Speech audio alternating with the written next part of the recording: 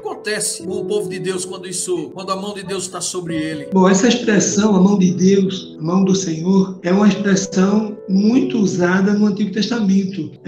Muitos personagens, se referiram a essa expressão. E a expressão, a mão do Senhor, significa o Espírito de Deus repousando sobre uma pessoa em graça e em poder. O Espírito de Deus repousando sobre uma pessoa em graça e poder. Também lindo e muito profundo imaginar como um pai que nos toca, que nos abraça, essa figura de linguagem, a mão do Senhor sobre nós, que representa exatamente o Espírito dele pousando sobre nós e dando a nós sua graça e seu poder. Agora, esse poder, eu sempre digo que é um poder que não é o mesmo, nem é da mesma forma para todo mundo. Porque aqui mesmo, eu, você e Verinha, nós somos pessoas diferentes. E temos nossas limitações, mas não somos iguais. Então Deus atua em cada um segundo a maneira de ser, a genética e a potencialidade de cada um. Não é a mesma manifestação. Não foi a mesma que estava sobre Abraão, a que estava sobre Tiago, irmão de Jesus. Ou sobre Judas, o discípulo que escreveu aquela epístola. Então, assim, a variação de poder. Ele dá a quem ele quer, quanto ele quer e quando ele quer. Mas a gente observa, porque o livro que estamos estudando é Chamas para Deus, ele enfatiza alguns personagens e manifestações comuns, naturais e sobrenaturais. Então, em Esdras, por exemplo, ele se refere a essa expressão, a mão do Senhor, umas 5 vezes. Uma delas ele diz, Esdras 2:31, a boa mão do Senhor estava sobre nós e nos livrou. Aqui Esdras foi com a primeira turma, saindo da Mesopotâmia até Jerusalém, um caminho perigosíssimo, dificílimo. Ninguém passava ileso por ali. E ele ia com caravanas cheias de ouro e prata e sem guarnição, sem exército, sem nada, sem ninguém. Ele orou, jejuou e ele diz, a boa mão do Senhor estava sobre nós e nos livrou. A boa mão do Senhor estava sobre nós e nos livrou. O outro personagem é Jacó. Jacó viveu também essa mesma experiência, Ele diz em Gênesis 28:16, na verdade, o Senhor está neste lugar e eu não sabia. Na verdade, o Senhor está nesse lugar e eu não percebi, eu não sabia. Na verdade, isso não aconteceu somente, Gênesis 28:16. Não aconteceu somente em Betel, mas também em Manaim. Foram 2 experiências interessantes. Eu costumo dizer que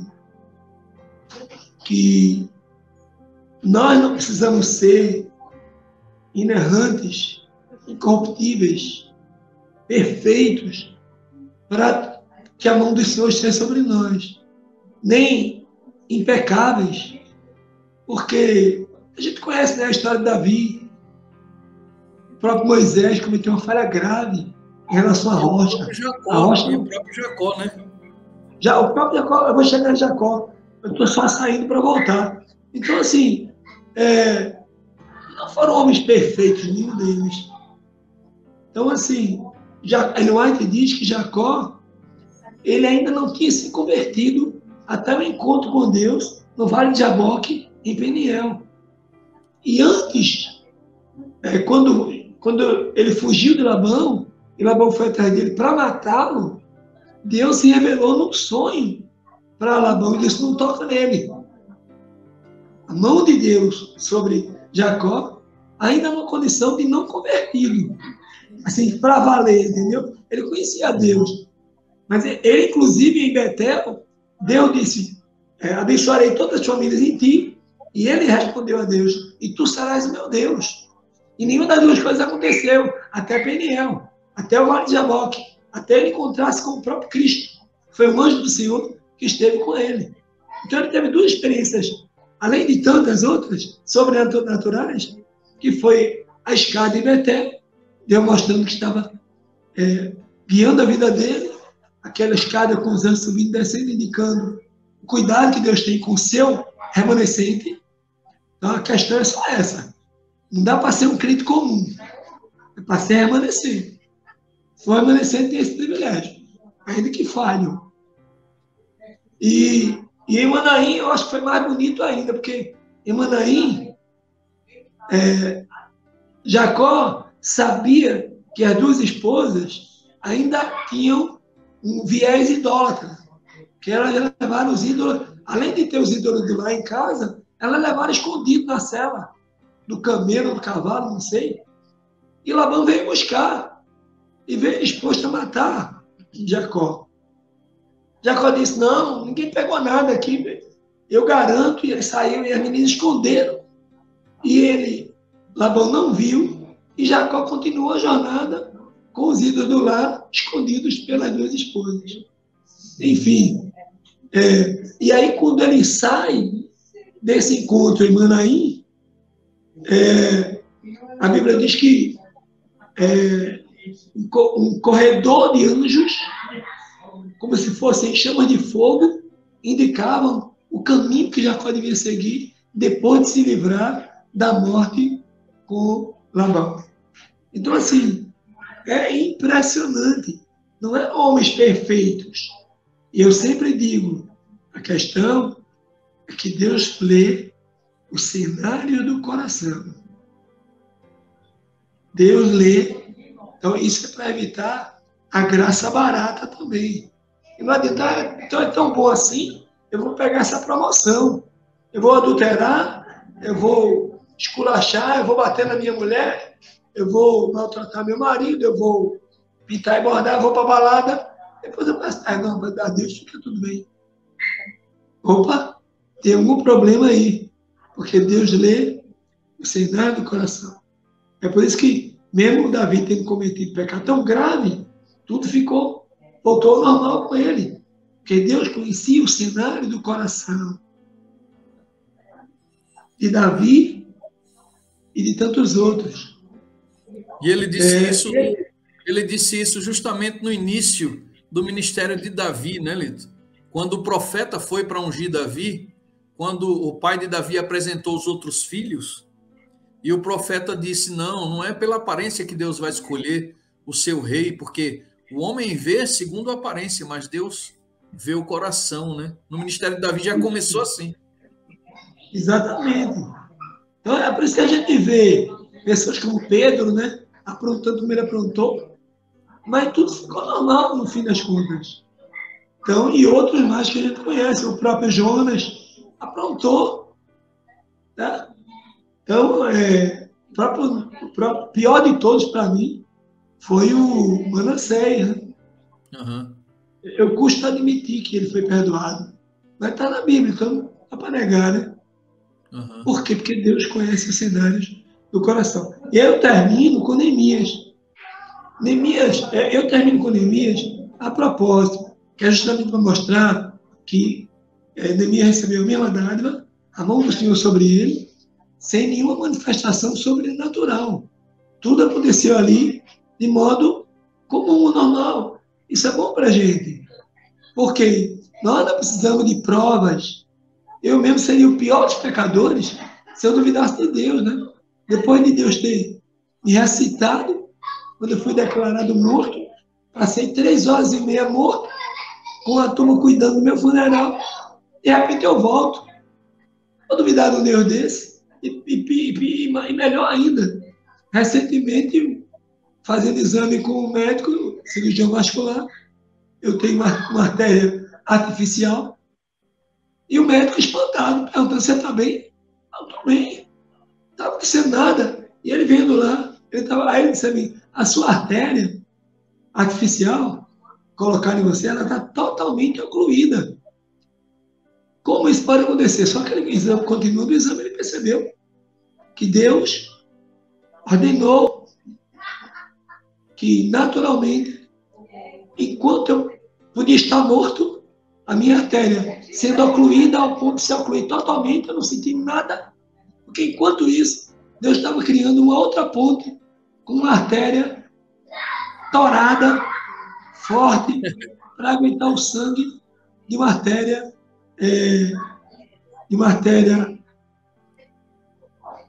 ilíaca e femoral. Quer dizer, como eu posso duvidar de um Deus como esse? Eu queria apelar a todos que me ouvem agora,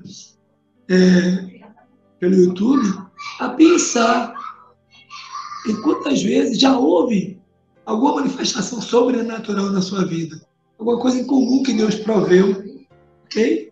E nós pensássemos também, como a Bíblia sempre diz, lembra-te, lembra-te, lembra-te, é porque Deus não quer que a gente esqueça das grandes manifestações que já demonstram claramente. Não temos direito de... E aí, Senhor, cadê aquela manifestação? Não interessa. Deus se manifesta quando Ele quiser. Não há dúvida disso. Porque isso já foi provado para a gente. E agora a gente olhasse também para o natural. O natural. Nós estamos aqui agora, não está vendo nada de sobrenatural, mas a mão do Senhor está sobre nós. Amém. Que a mão do Senhor não atua somente nos relâmpagos e trovões. Elias aprendeu essa lição, nós precisamos aprender. Deus mostrou ali o fogo, a tempestade, depois mostrou a brisa, e deixou claro para ele que ali naquela montanha, onde ele estava sozinho, o Espírito Santo também agia na quietude, no silêncio, sem maiores demonstrações de poder, né? E aí Neemias diz, no capítulo 2, verso 18, ele diz: eu lhes declarei como a mão do Senhor esteve comigo todo o tempo, desde a segunda leva dos judeus até o levantamento dos muros e do templo, mesmo com os samaritanos tentando impedir, eles pegaram a espada, ficaram prontos, mas não houve nada sobrenatural. Ele encontrou os judeus casando com mulheres gentias, eles tiveram que liberar.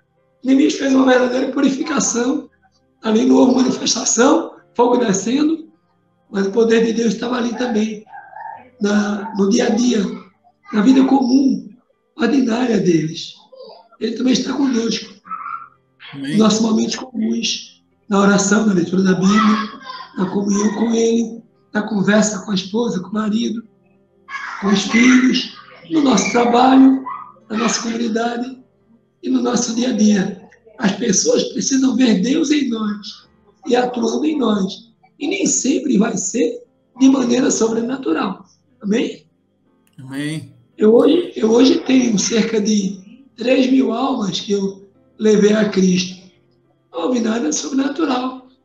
Estudei, fomos nas casas, pessoas divorciadas voltaram, pais que odiavam os filhos se arrependeram, filhos abandonados pelos pais se superaram, desceram as águas, seus nomes estão no livro da vida.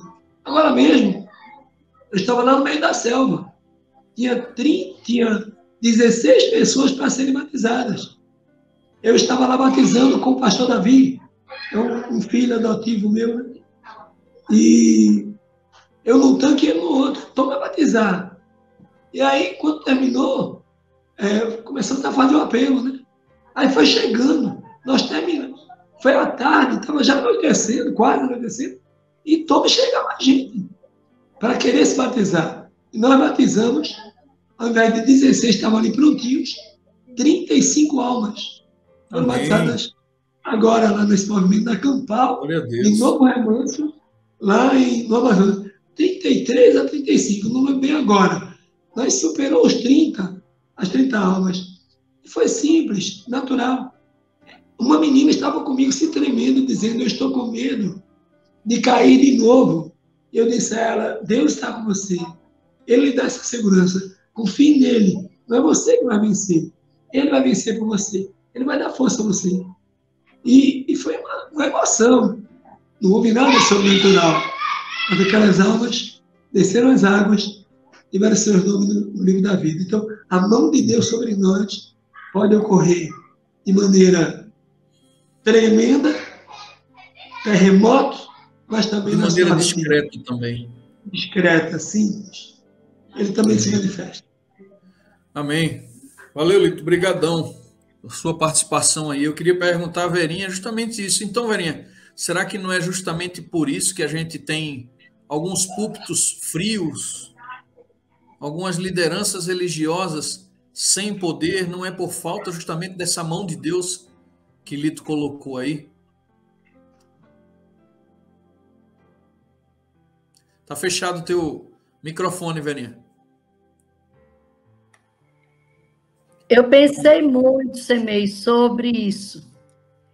É uma pergunta difícil de se responder, embora o texto responda, mas a gente ainda fica, não é, refletindo sobre isso.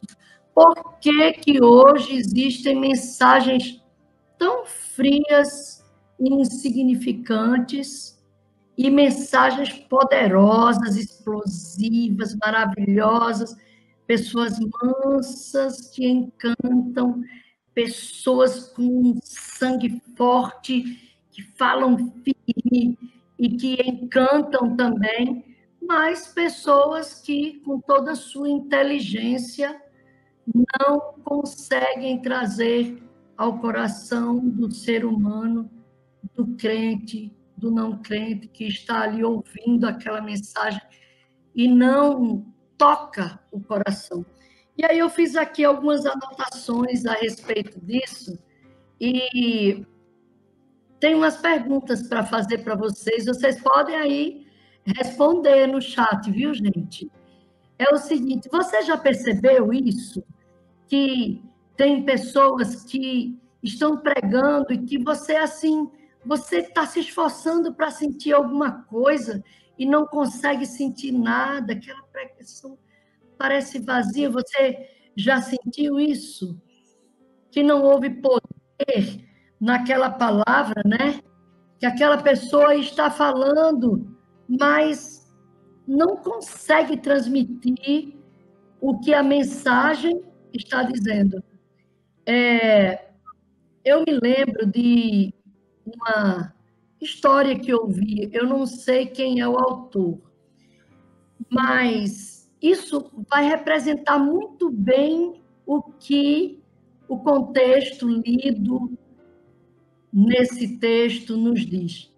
Eu acredito que vocês já devem ter ouvido. Semei e Lito, eu acho que já ouviram, sim.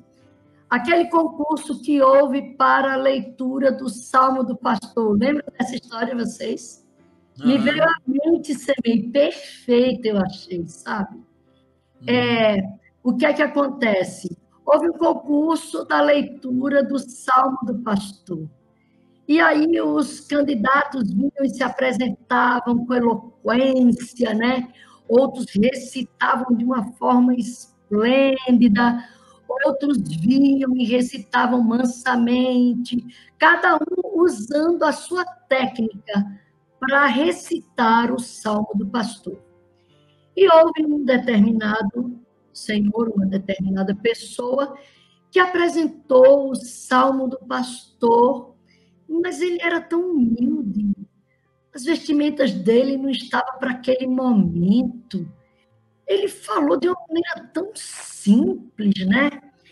E aí, no final do concurso, quando foi dito o vencedor, foi justamente aquele homem humilde que não fez nenhum espetáculo, nenhuma estratégia. E aí as pessoas não entendiam por que ele venceu o concurso.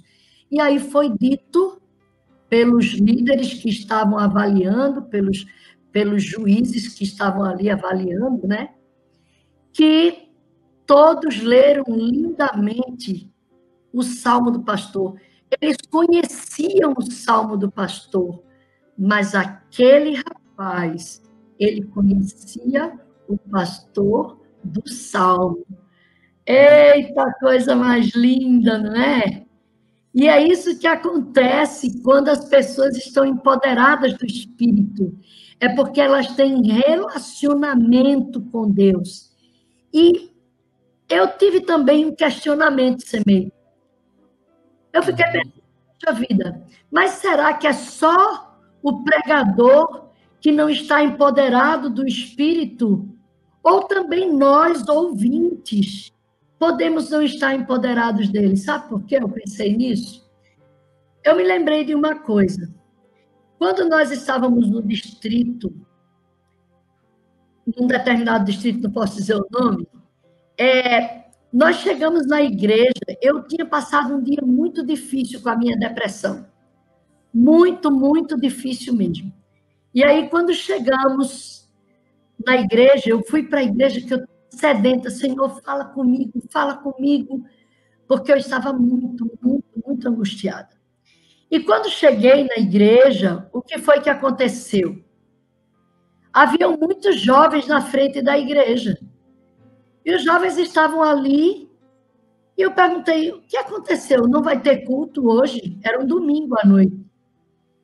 E os jovens disseram, não, vai ter culto, mas, velhinha, por favor, fala com o pastor. Diz para ele que não dá para esse irmão pregar, não. Ele só prega umas besteiras e se emociona. E ninguém aguenta mais esse homem pregando, não. Diz para o pastor para não botar mais ele na escala. Aí a minha filha, né, disse assim, mamãe, vamos embora, porque...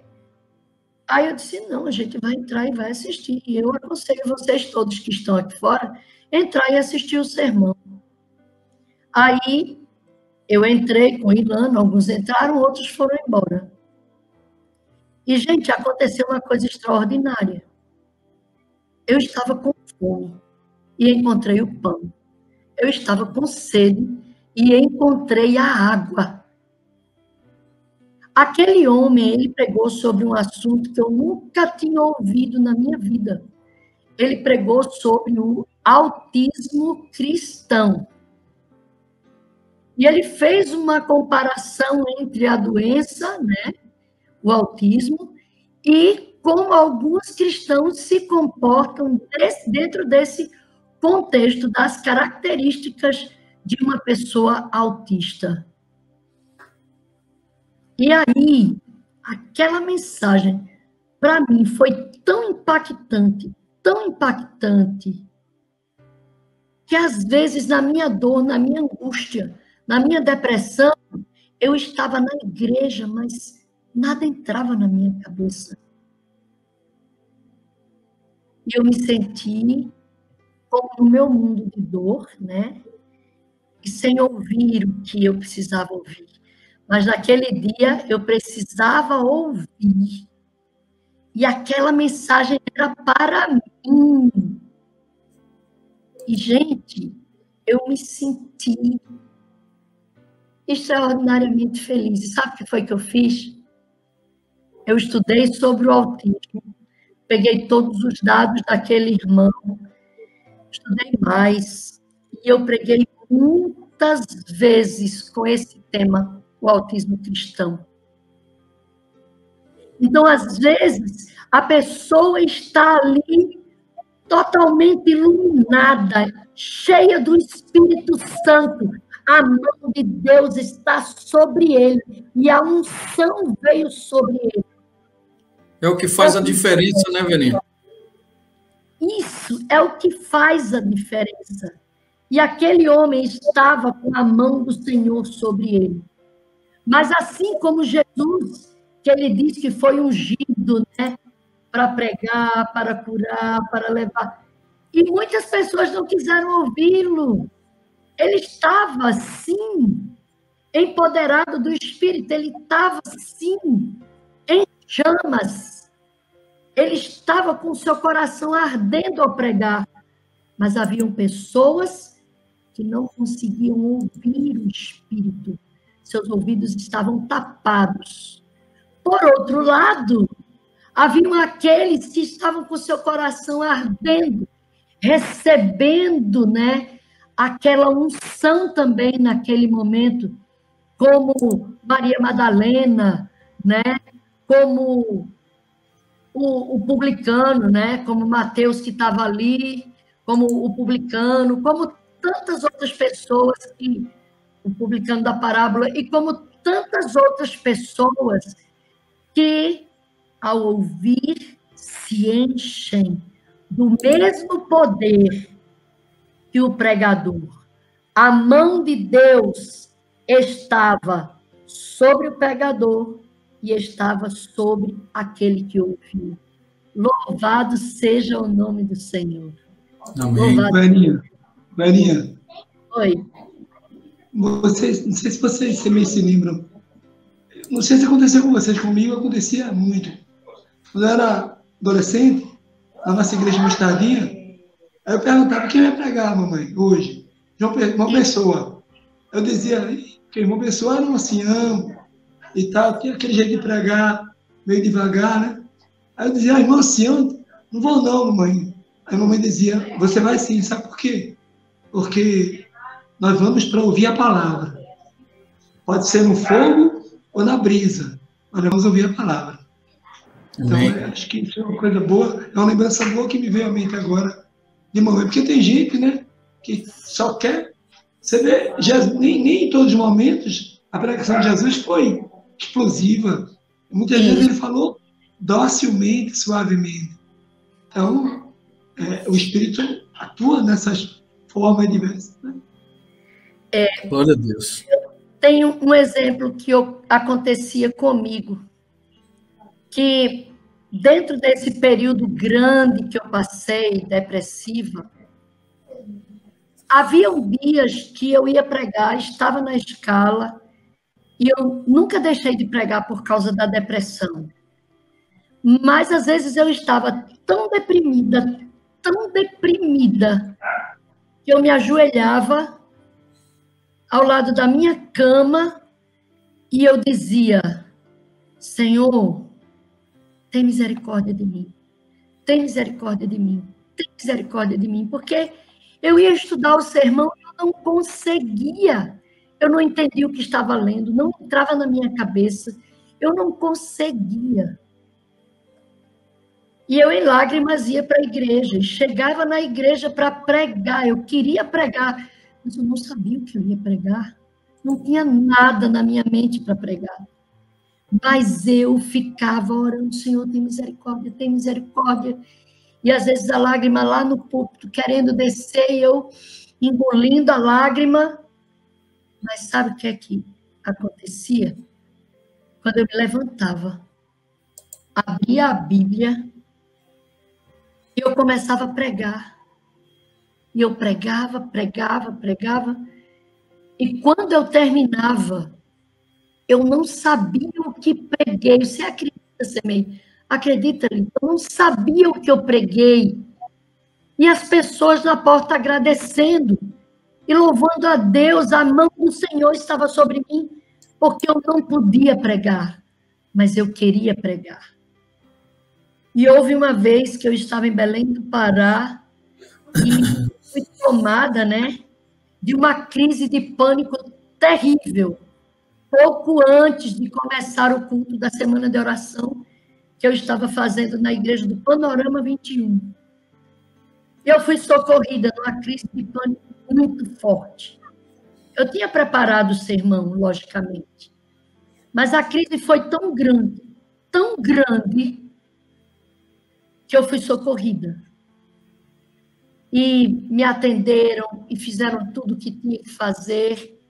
E aí eu cheguei na igreja para pregar. E quando eu cheguei na igreja, estava ali a pessoa terminando de cantar o louvor antes do sermão. Então, ela terminou e eu já entrei para pregar. Eu disse, Senhor, me conduz. E eu preguei. Então, eu vejo isso em mim e eu vejo isso em muitas pessoas. Pessoas simples que pregam sermões magníficos. E pessoas que não pregam simples ou mais inteligentes. Inteligência não existe para um e para outro, todos são inteligentes, né? Mas pessoas que demonstram mais essa inteligência e terminam não falando o que precisavam falar, e não tocando os corações. Então, as pessoas que estão com a mão de Deus sobre elas conseguem ouvir a voz do Espírito, falar o que precisa, e como os apóstolos, né? E eu sempre falo isso, que eu amo Eliseu, até os ossos dele, né?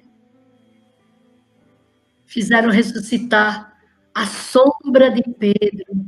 Nossa, é uma coisa muito linda. Aqueles que estão cheios do Espírito, com suas chamas ardentes, até quem passa sente a presença. Amém. Amém, Veri. É isso aí. Então, isso é algo que eu e você, todos nós, precisamos perseguir. A mão de Deus sobre nós, né? A mão de Deus sobre nós. Quando a gente começou a estudar aqui, eu lembrei de Binho, Verinha. Pastor Ivanildo, que é, para quem não está ouvindo a gente aqui, é o esposo de Verinha. Meu marido. Pastor Ivanildo, sempre que a gente pede para ele orar, ele sempre ora, ele usa muito essa expressão, que a boa mão de Deus nos conduza. Então, essa expressão, a boa mão de Deus, eu acho linda, porque a mão de Deus é que deve guiar os nossos passos, a nossa fala, os nossos olhos. Então, busquemos essa unção, meus queridos, busquemos esta mão sobre a nossa vida. E se tem uma coisa linda que hoje eu presenciei na oração do meio-dia, é que eu perguntei para o pessoal assim, o que aconteceu quando você encontrou-se com Jesus? Quando você aceitou a Jesus como seu Salvador? Vieram várias respostas, mas teve duas que me chamou a atenção. Essas pessoas disseram assim, quando eu conheci a Jesus, descobri como eu era pecador. Outra pessoa disse assim, quando eu conheci a Jesus, vi o tamanho do meu pecado. Aí eu fiquei encantado com essas respostas. Sabem por quê, queridos? Porque a gente não deve se exaltar para dizer para a igreja, olha, ouça o meu sermão, porque eu estou cheio do Espírito Santo e vim aqui para pregar para vocês, cheio do Espírito Santo. É complicado quando a gente fala assim, é melhor deixar que as pessoas avaliem se o nosso sermão está cheio do Espírito Santo. Mas quando a gente diz que o Espírito Santo fez a gente ver a nossa debilidade, a nossa pequenez e o quanto nós somos dependentes dele, aí sim a gente pode dizer, o Espírito do Senhor está sobre mim, a mão do Senhor está sobre mim, porque ele me faz reconhecer o quanto eu sou pequeno e o quanto ele é grande. É por isso que a palavra de Deus diz, humilhai-vos na presença do Senhor e ele vos exaltará. Essa é a maior demonstração da mão de Deus sobre a vida de um crente. É alguém que sobe um púlpito humildemente, mas quando abre a boca inflama, queima. Tinha uma senhora chamada Irmã Lídia, na igreja de Maranguapium. Eu era muito jovem, ainda namorava minha esposa. Irmã Lídia era bem pequenininha, bem magrinha, ela falava baixinho. Aí quando eu vi na escala, Irmã Lídia vai pregar hoje, eu disse para a Roberta, nossa, vai ser difícil. Bem parecido com as histórias que vocês contaram aí. E aí eu disse para a Roberta, vai ser difícil, Irmã Lídia. Mas, meus queridos, aquele foi um dos dias em que Deus falou de maneira mais alta aos meus ouvidos. O Espírito Santo usou aquela mulher de uma forma que jamais imaginei. Eu ouvi tudo que eu precisava ouvir.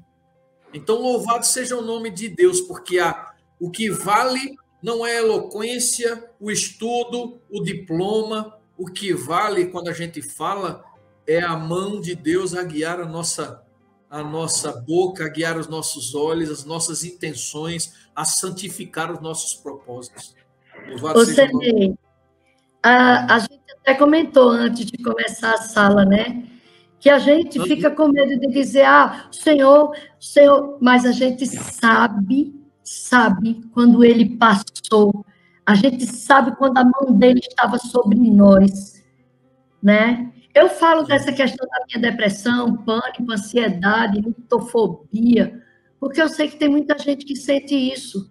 Mas a mão do Senhor esteve sobre mim e me curou. Então, a mão do Senhor esteve sobre Gondim e o curou. A mão do Senhor esteve sobre Semei e o tirou da Covid, sobre Gabriel e o tirou da Covid. A mão do Senhor está sobre nós e somos usados por Ele. Amém. Quando olhamos para trás, que vencemos um pecado, que reconhecemos uma falta, que conseguimos pedir perdão ou perdoar, é a mão do Senhor que está sobre nós.